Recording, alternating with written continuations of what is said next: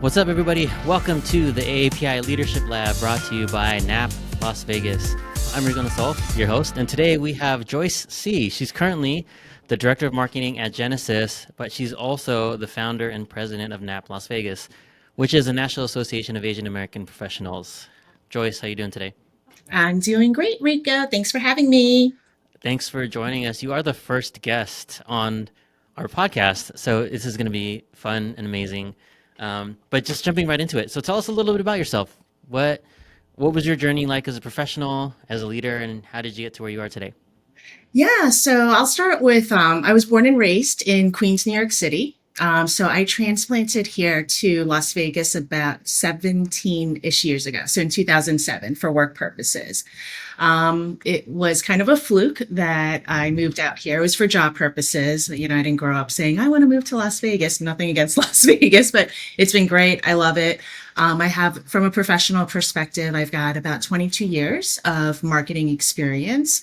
The beginning of my career really started in B2C marketing, so working with online retailers and e-commerce sites. So that was a great experience. And majority of my remaining career then fell into B2B marketing and working with high-tech companies, software solution providers, where I'm currently the director of product marketing at Genesys, leading cloud solution provider of what we call customer experience software. But it's really what it is. It powers the customer support and customer service of large companies. So think about the airlines when you have to call them for help, or you have to contact Uber customer support for a refund or whatever it might be. They're using our solution. So that's a little bit about myself, but I love marketing, obviously, and have really had the opportunity to touch upon different areas of marketing. Yeah. So, yeah, it sounds like you did a lot of marketing and you've been in the marketing field for quite a while. I actually want to take a little bit of a step back. I know I ended up with in a very long career in tech, and growing up, I never said, "Hey, I want to be an executive in tech." That wasn't something I dreamed of. So for little Joyce, what was the dream? What did you want to be when you were a kid? Yeah. Little Joyce, there's many dreams because Joyce has many dreams. But the first one that comes to mind was I was like, I want to be a teacher. You know, I was the youngest of two. So I'm pretty sure it was just the yearning to, like, you know, have a little sibling and play with them and everything. But there was just that nurturing side of me where I was like, yeah, I love kids. I want to teach kids. I want to help kids. Then kind of the money side of me came in as a younger child. And it's like, well, am I going to make a lot of money being a teacher? And when MTV came along, I'm just like, wow, these MTV television, if anybody even knows what MTV is, maybe I need to clarify, music and television. When they had videos. When there were music videos. Just seeing their ads, and I'm like, and they were very simple ads, you know, Rico, I know you remember them, but they were just so colorful and it was just creative still. And I'm like, I want to figure out how to and I thought that was advertisement at that time, you know, younger Joyce. I'm just like, I want to get into advertising or something creative and do something cool like that. So that was the work dream, in addition to just being raised in an Asian, you know, family and who really values community and family and bearing children and continuing the name. You know, there was also that personal side of like, I'm going to have two kids. I'm going to get married, have two kids by the age of 30. Didn't happen, but that's okay. But those were a few of my dreams. Nice. So watching MTV as a kid and those commercials, for me, it's one of the commercials I remember, not really as a kid, but like the iPod commercials, with the earbuds and the cords, so colorful. Such a great campaign, and the Think Different campaign. Yeah. So going back, in your when you first started talking about a little bit about your story, you talked about, you know, you're from New York, you came to Las Vegas for work. That's a huge life change, and you mentioned a little bit about why you made that change. But can you tell us a little bit about what that was like, having Yeah. to kind of lift your life up from the East Coast move it to the West Coast, and to be here for 17 years. That at some point that becomes intentional. That's not a mistake or it's not a short-term thing anymore. So tell us a little bit about what that transition was like. Yeah, I say it's a fluke. We could call it an opportunity. We can call it serendipity, but just I was working. Maybe it was just like the first 5 years of my career. So just trying to climb the corporate ladder in New York City and in marketing, trying to work for fortune ranking companies. So I was job hopping, and I got myself in a situation where I moved to a job, got a great 30% pay raise, check mark, higher title, check mark. But the culture, sorry to use that word, it just wasn't the right fit for me. And it was a hard time. I'm living at home still, and, no shame on that. I think that's very traditional with, Asian Americans. And also I was living in New York City, so I couldn't really afford to move out of my parents' home. But I had quit. I quit that job because I was just so unhappy. My mother, who at that time, and just, again, we'll talk about this more, but, I always sought for her and my father's approval, right? In any decisions that I made as a young adult. So I'm just like, she supported me, surprisingly. She's like, I can see you are really not happy, at this place. So go ahead and quit, right? I have no backup plan. So that was already risk number one. So I'm just trying to cool. I got your support. Okay, I'm going to job search, and just nothing was really, I got the interviews, nothing was lining up, but I had reached out to my network. I reached out to an old manager and met one of my first mentors early in my career, who was heading up the marketing department for lasvegas.com at that time. Told her about my situation, and because of our previous work history, and she knew, she was a great sponsor of me. She's like, well, if you're willing to make the move, I can use your help here to grow the marketing department. So this is pre-Amazon acquiring Zappos. And I was like, okay, well, I did just break up with my boyfriend of 3 years. Nothing's holding me back other than my friends and family, my whole support system, but I need a paycheck, and I'm willing to take this risk. And, Zappos is a great company. You're a great manager. The only difference is really me trying to make this transition and move across the country. And I'm going to put on my big girl pants. I got the support from my family. Again, that was very important. Because they trusted and knew my manager, and they're like, okay, we know she's the only person you're going to know, but we trust her. We know you'll be in good hands. We know you're going to do a good job, and you'll come back, right? I'm like, yeah, of course, I'll come back. I'm going to make some money with no state income tax. I'm going to save enough to buy a 2-bedroom condo in Queens. And that's driving high, at that time. So yeah, that was what made me make the move. And it was great in the beginning, but it got tough. It got tough, like moving to a new city. I'm glad, like, the workplace, there were so many friendly people that really gave me that support to help me learn the different areas and where to look for an apartment. I had that support system, but there was a turn of events that I didn't expect.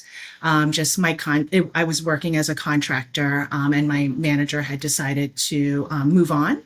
So just some shifts in budget and everything, and my contract wasn't renewed. So I've had already changed my license to Las Vegas. I already changed my phone number to, a 702 number. I've signed my lease. I bought a LVAC gym membership, and I was like, whoa, I didn't expect that, right? I didn't plan for that. No one plans for that. But I stayed resilient, and, it was hard because everyone at home in New York, they're like, come back home, just come back. You've got a home here. You'll find another job here. Your friends, your family are here. And I'm like, I'm not ready. Like, this is a great place. Like, I can afford my own 1-bedroom apartment, and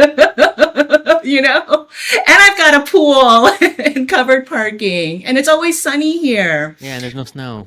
Yeah. So ended up just, being resilient, job interviews, and thankfully, and then I ended up finding my way. I ended up finding a few jobs, which just, yeah, kept me here. Met my husband too.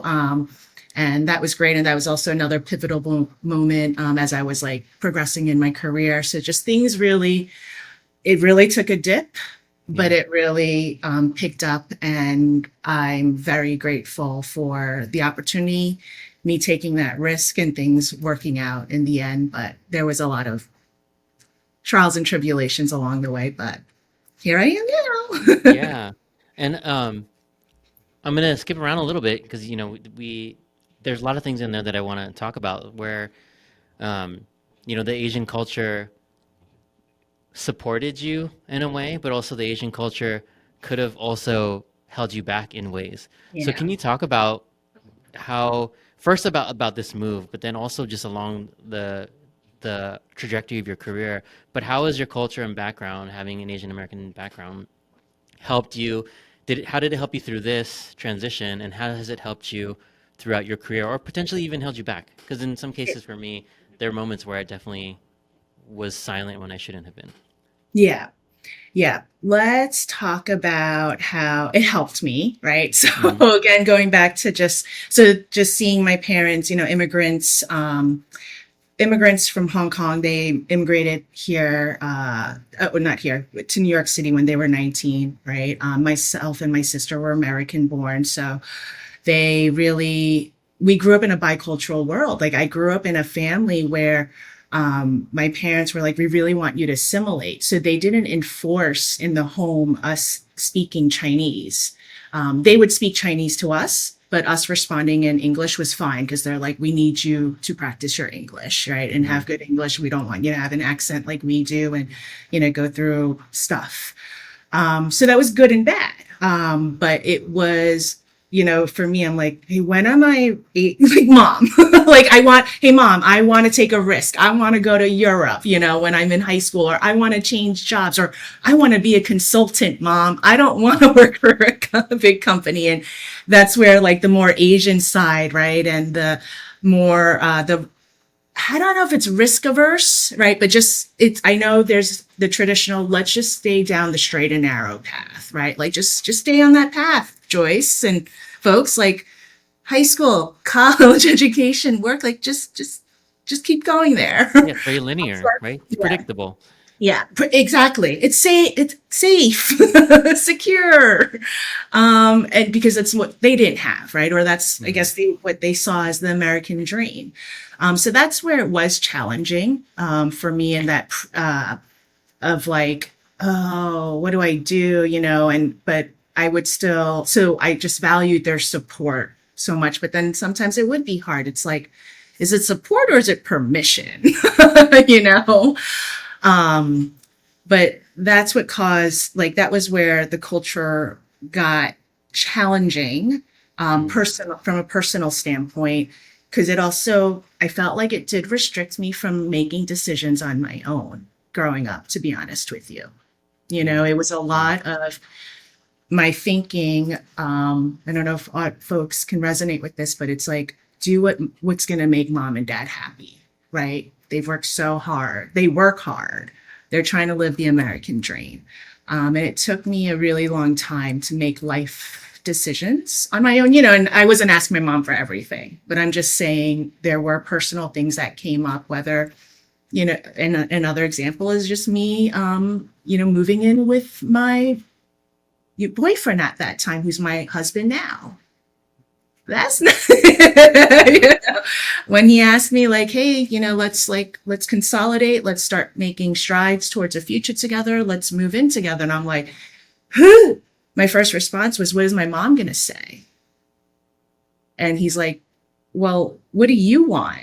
I was like, oh, whoa, okay, hold on. No one's really ever asked me that growing up, right? Hmm. Um, just because my parents are working so much, right? They're working, they're hustling, and they're just trying to keep a roof over our heads, getting us through education. So that was like where the culture, like, where I'm like trying to balance that. So it never really affected me professionally in my career, but I think it affected me positively, right? Where I learned that hustle, I Yeah. saw that in my parents, and like, and I'm like, I'm going to set goals because I want to like achieve what my parents like, set their goals for, once they decided to make that move over to the States. Yeah, it's almost like that double-edged sword, right? Where Mhm. um, you learn the work ethic and you take that from them, and but you also don't want to waste the opportunity that they've given you, right? Right. Because they worked so hard to get you here. And yeah, I don't know if a lot of kids of immigrant parents often realize that, like that's the thing that where it could be coming from. I know for me it was hard because I felt the same exact way that you did, right? It's like I don't want to waste the opportunity they gave me. But on Hmm. the other hand, I also, in a way, staying on the straight and narrow later in my life, I felt like that was wasting the opportunity of them coming to a Right. place like this where you can do anything, almost do anything you want, almost, Yeah. right? But you can be anything. And so if I didn't try, I also felt like that was letting them down. So for me, I didn't start my career till later, I think. I didn't really find my calling till later because I always had this tension in my head about not wanting to waste the opportunity that my Yeah. parents provided. Yeah. Yeah. Um, And I mean, we could talk about what do they call it? The crab. What is it? Have you ever heard of that myth? It's not a myth. It's not the where just how Asians pin the parents pin the kids up against each other. Like, oh, look at Jenny. She oh plays yeah, piano so much better. we can get it. Yeah, I That's a whole This is different. another hot podcast. We'll probably Yes, That's maybe a different podcast altogether because this is sure. AAPI leadership. Maybe that's unpacking our AAPI childhood. Um, Exactly. Yeah. so getting back into a little bit about you said actually it didn't impact your career as much, In a which is negative way, or yeah, like, yeah, it which definitely helped me stay motivated and focused and driven. I feel like I'm sure there were times though when, yeah, I was more of the silent speaker. I don't know, and that's where I'm like, is it a cultural thing or is it a career journey thing? Right? Because I know that as we progress in our career, we learn how to speak up more and ask questions more. yeah. From I would love to hear your thoughts on that. From my experience, right, there is a theme because of just the Asian upbringing where it wasn't stay in your lane, but it's more like what we talked about earlier. Get a good job, kind of keep it, and don't rock the boat. And you kind of just do that. My dad, he was on the he worked for Sunnyvale School District for like 35 years. Like he had a job, worked at it forever. My mom was a nurse at Kaiser for like 25 years, found one job and kind of stuck with it, right? So those are kind of the examples that we saw. Nowadays, everyone's like 4 years and you move to another job, 4 years, you move to another job. But me seeing that, I inherited this mentality of like, don't rock the boat and kind of, just not stay in your lane, but just kind of keep your head down, work hard, right? And then you will be successful. And I see that with a lot of my Asian counterparts. And it wasn't until I started to see leaders that look like me kind of break that mold that I felt comfortable to do it. So I do think there's a little bit of cultural background that has to do with some of that. But yeah, so for you, how did you feel like that was something that impacted you? Yeah, yeah. I mean, again, it's on the personal front. So it just gets in Sure. my brain. So what I mean by that, or my mom infuses it in my brain when we talk. So even when I started at Genesys, about a little over 3 years ago, Hmm. so unfortunate that we had a loss in the family. And I told my manager, I was like, and I just had started. I think I started April. The loss happened in August, so a very close time frame, right? And my manager's super cool, but I was like, hey, this happened, so I'm traveling. I'm not going to be online. And supportive response back, no problem. Take all the time you need. Do what you need with your family. I tell my mother, oh, you should really work. You just started the job. Oh, of And I'm course. like, Mom, and this is just a few years ago. I'm a 40-something-year-old woman, Yeah. I'm like, I was like, I hear what you're saying, Mom. But I talked to my manager. He's very supportive. It will be okay. And I'll do, but that, so it gets in my brain still, right? Like, okay, so, okay, let me work half days. And even my manager's like, why are you working? I told you to, do what you need to do, be with your family. And I'm like, it's because my mom's giving me the guilt trip. So just joking aside. So, Yeah.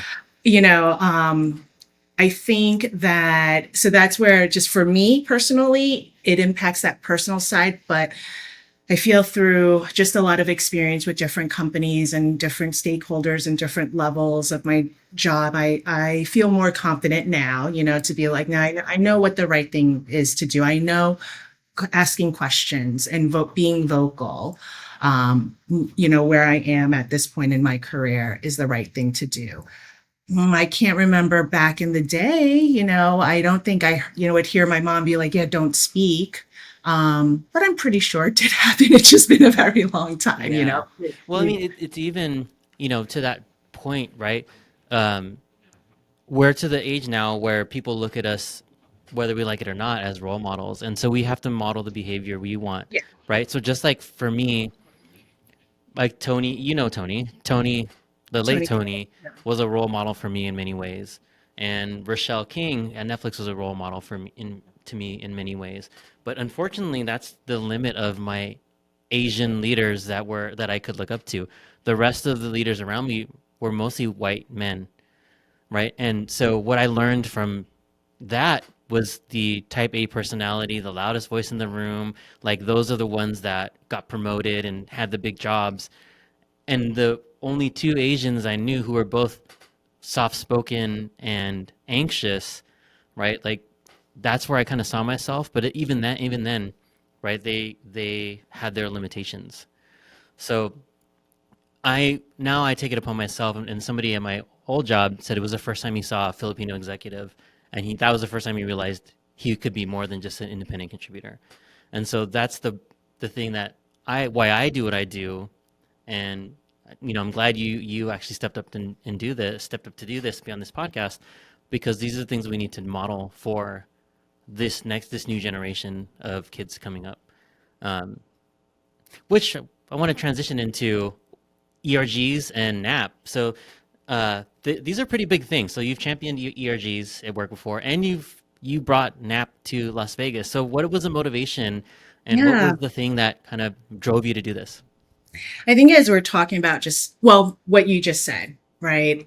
There's not a lot of AAPI leaders in the C-suite or even in the VP plus, right? I've had amazing mentors that were not Asian, right? They were so amazing. But it's just like there's so many of us and just so much opportunity.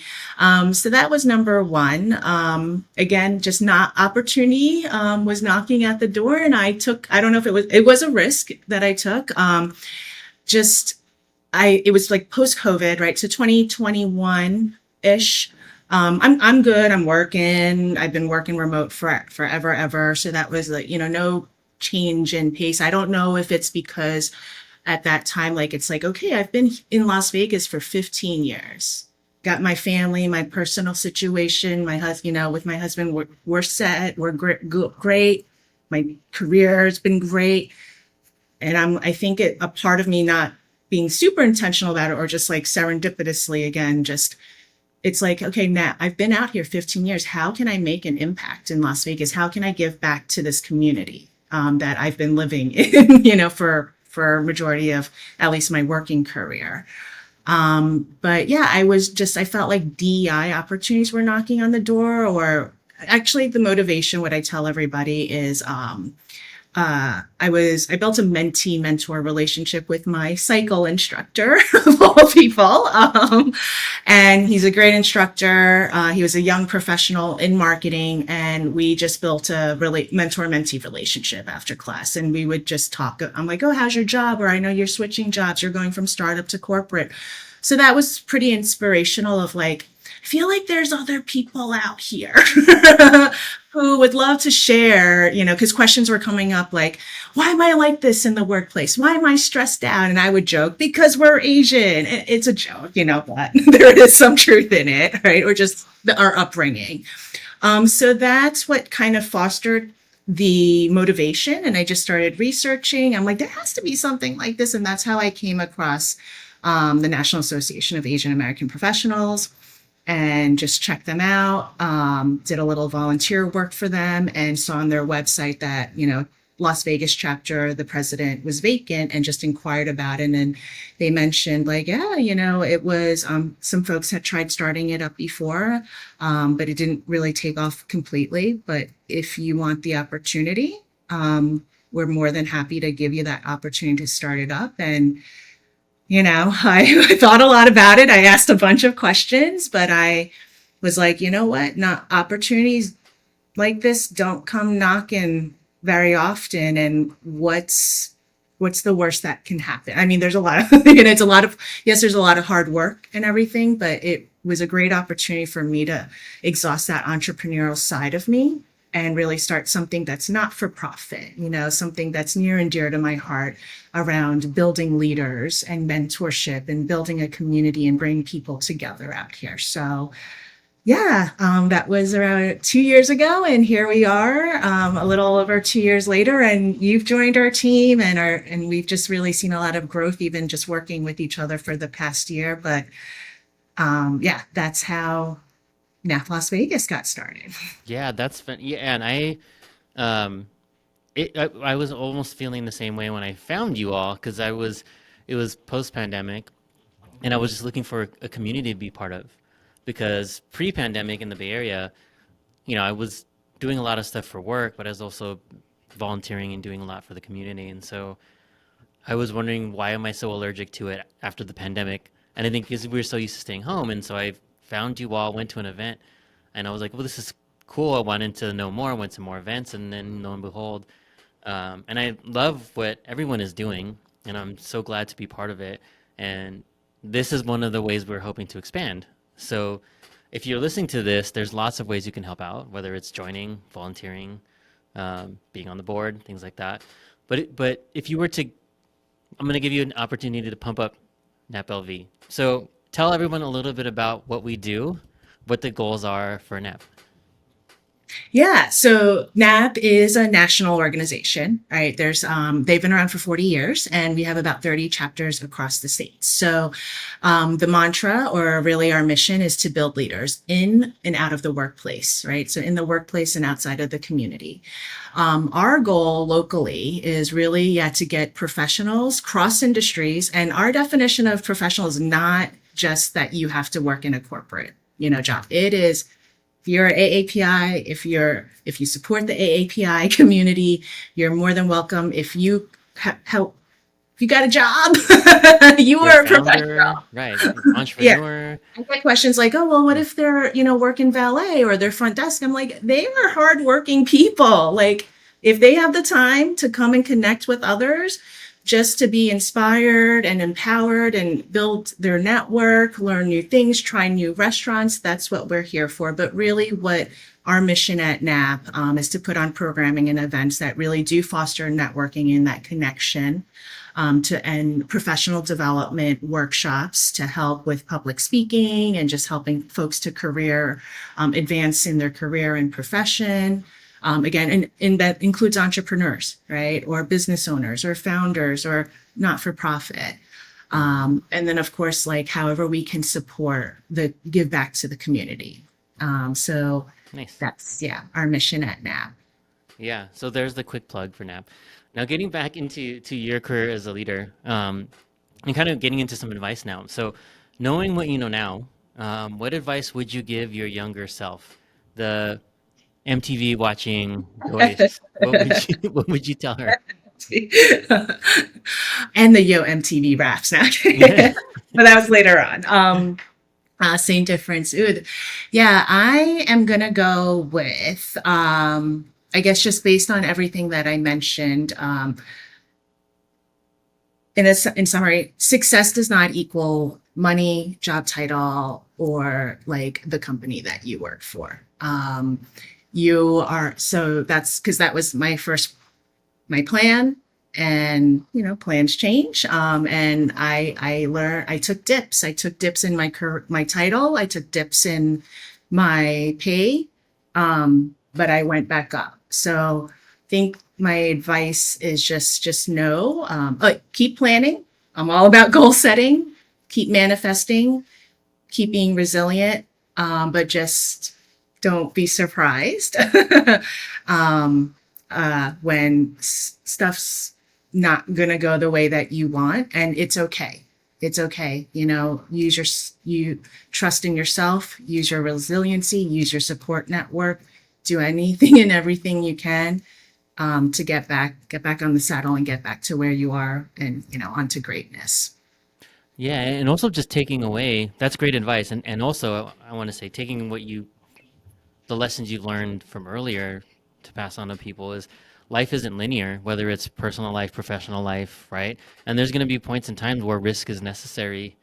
And don't be afraid to take the risk, because oftentimes, what's the worst thing that can happen? So in your case, what's the worst thing that can happen? I move home with my family for a year and then get back at it, right? Is that really that bad? So sometimes just asking yourself, what do I have to lose? What do I have to gain? Oftentimes you have more to gain than you have to lose. And so sometimes taking that risk is worth it. And that's what I took away from a lot of your story. Um, and you also talked about a lot about mentorship and relationships that you built. So what part did that play? And you've been a mentor, you've been a mentee, and you've been a mentor. So what part does mentorship play in your journey? And can you tell us a little bit about that? Oh yeah. Yeah. Again, yeah. Since I've been a mentee, just want to pay it forward, or that's another reason, right? My why of why I wanted to start NAAAP. Um, but it's just so critical. I know everybody on this podcast is going to know that everybody says, build your network, maintain your network, but it's just really critical, especially nowadays, right, with the job market. And I mean, back in the day, I used to hear, oh, well, do you know someone? you know, and when I was younger, I'm like, no, I don't know anybody. I mean, I don't really know a lot of people now either, but it is so critical to keep your relationships where you have a great sponsor or an advocate, or even just a great colleague that would champion for you, because you don't, it nowadays with just the job market, it is a little bit easier if you had that referral, or somebody can help to escalate your resume, Hmm. to the hiring manager. But for me personally, just some case studies around that is like how, I mentioned I came to Las Vegas or worked for Zappos because of my previous mentor manager. Where I am now at Genesys, I was hired by my manager, mentor, friend who I worked with 10 years ago. So it was when I got into the software marketing space out here in Las Vegas. He took a risk on me. He's like, you really don't know the product, or you don't know about software, or haven't been in the industry, but you have a lot of marketing experience.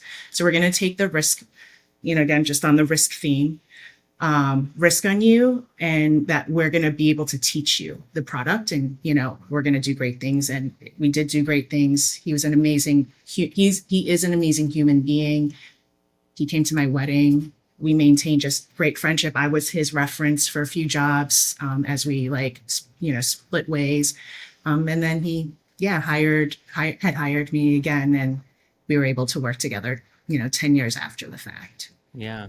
Yeah, I was reminded through this coaching group I have, because I was, doing a workshop on networking, and his wife reminded him, who he reminded me, that your network is your net worth.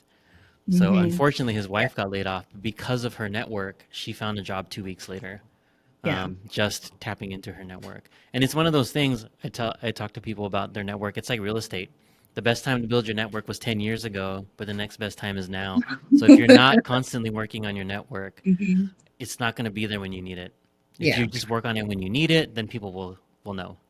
Yeah. And we've talked about, right, networking versus connecting, right? Or people get weirded out. Or when I hear Yeah. network, my initial reaction is, I have to go meet people, or like I have to find new people. And what it's nurture or maintain those relationships. It's like, yeah, don't go find random people just to get numbers, but Yeah. go reconnect, right? Or keep the connection close with people who you do great work with, who would speak highly of you. Exactly. Exactly. Okay, cool. You have time for one more question? Yeah. One last question is, and I'd like to ask this of everybody, but what is one book or maybe one piece of content that has helped you or even changed your leadership journey? Yeah. What helped me and what I would want to recommend to folks who were, yeah, it's helped in a leadership setting.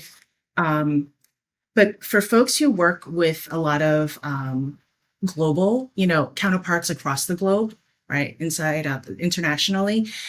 So when I was at Oracle, right, big company, definitely. So folks in EMEA, I'm sorry, in Europe, Asia, everywhere. So a book that helped me that a friend recommended actually was called The Culture Map by Erin Meyer.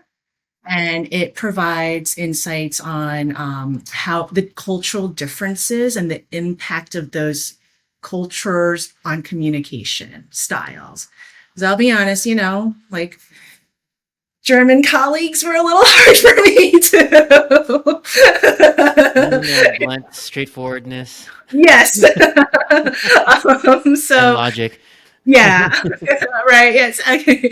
Not knocking them. They're great. They're wonderful. But I was like, so the book helped me to understand, okay, their upbringing and their culture and the way they communicate based on their history Hmm. together, right? It is more direct. It's more underlying, like, whereas and even reading about Americans and the communication style, right? Like, because we are, at least most of us are, at least in our generation, Rico, right? Like the type A of like, we have a meeting, we have an agenda, we have the meeting, we're going to recap the actions. But other cultures, like Europe, they would take it as, do you think we're dumb? Like, why do Yeah. you do this? And it's like, no, it's just how we operate because there's just so much going on in the States and we juggle so much and we put all this pressure on ourselves that we do need to like recap. So wanted to recommend that. So again, that was The Culture Map by Erin Meyer, Meyer. Yeah, and I will link it in the show notes for sure. Correct. Erin Meyer's great. Erin Meyer actually would come speak to us. She actually wrote the book with Reed Hastings also. Oh, Um, nice. yeah, but Cool. yeah, Culture Map is a great book to read. So I definitely recommend picking that up. Cool. Well, thank you, Joyce, for taking the time. I know you're busy. Thanks for getting on the pod with us and being the first guest and the first Yes. interview. Yes, so stoked for our series to bring on other leaders, aspiring leaders, emerging leaders, founders, co-founders, all that good stuff to just really share and amplify their stories to continue to inspire and empower others. So thanks for doing this, Rico. Thanks so much. You are welcome. Thank you. Well said. With that, this is the AAPI Leadership Lab, and we will see you next time.